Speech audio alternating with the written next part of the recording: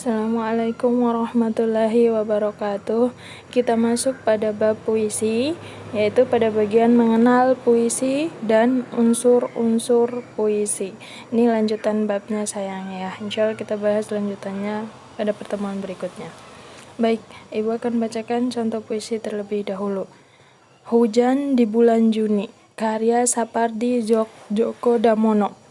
Tak ada yang lebih tabah dari hujan bulan Juni.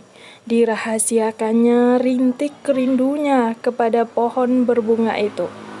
Tak ada yang lebih bijak dari hujan bulan Juni.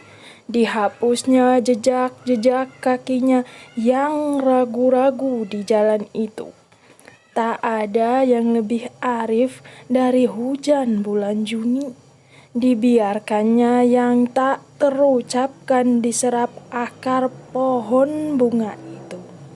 Nah, ini salah satu contoh puisi dari sekian banyak puisi gitu. Nah, puisi ini bercerita tentang kebaikan yang dirahasiakan.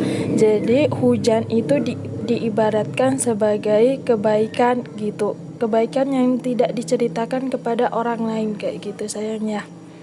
Oke, yang pertama dari puisi itu kita bisa tahu bahwa ternyata puisi itu berisi tentang pikiran dan perasaan. Jadi ketika kalian memikirkan apa aja bisa dituangkan di dalam puisi. Misalnya kalian memikirkan tentang keindahan alam bisa tuh, atau kalian memikirkan tentang hal-hal yang kayak ini menyedihkan kayak gitu, itu bisa dituangkan dalam puisi. Dan juga tentang perasaan kalian, semua perasaan gelisah, senang, sedih juga bisa dituangkan dalam puisi, tetapi harus menggunakan kata yang indah. Makanya harus dipelajari terlebih dahulu sayangnya.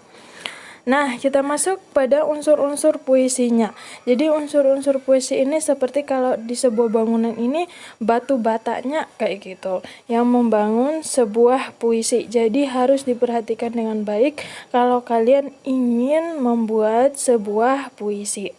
Nah, hal yang harus diperhatikan yang pertama ada yang namanya majas dan irama. Nah, majas ini kata-kata yang mengandung perbandingan, pertentangan, perulangan, dan perumpamaan kayak gitu. Jadi membandingkan sesuatu dengan sesuatu yang lainnya. Misalnya bunga dibandingkan dengan sesuatu yang indah-indah atau diperumpamakan dengan sesuatu yang indah-indah. Bisa menggunakan kata yang diulang-ulang, bisa, asalkan itu terdengar bagus nantinya kayak gitu nak ya. Terus berikutnya, majas tersebut harus didukung dengan irama. Ini kalau kalian membaca puisi, iramanya jangan lurus itu tok kayak gitu. Jadi harus ada perbedaan irama atau nada dalam membacakan puisi. Perbedaan itu ditentukan dari penggunaan katanya. Misalnya kalau sedih ya nadanya ya harus mengikuti, kalau marah ya harus mengikuti kayak gitu nak ya. Nah, yang kedua ada namanya konotasi dan lambang.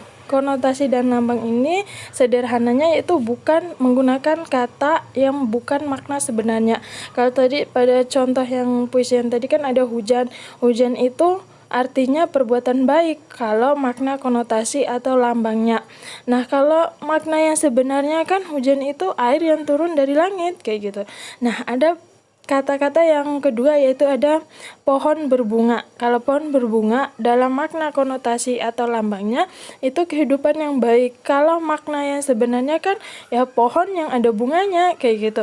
Nah, ada banyak konotasi atau makna konotasi atau lambang dalam puisi atau kehidupan sehari-hari. Kayak misalnya warna kuning itu lambangnya dari kematian, warna merah lambangnya keberanian kayak gitu. Nah ya, jadi bukan makna yang sebenarnya. Nah, yang ketiga, pengimajinasian. Pengimajinasian ini kata-kata yang membuat pembaca itu bisa membayangkan situasi dalam puisi. Nah, itulah hadirnya majas tadi sayang.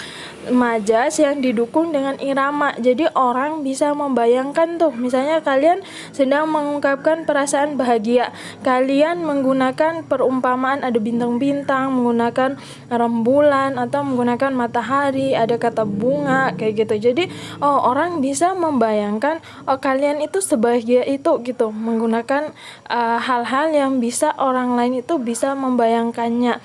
Ternyata kalian itu sangat bahagia ya, sampai kalian menggunakan kata-kata bintang gemintang kayak gitu. Nah ya, jadi semua unsur-unsurnya saling berkaitan. Baik, demikian untuk materi kali ini. Ibu ucapkan jazakumullah khairan. Wassalamualaikum warahmatullahi wabarakatuh.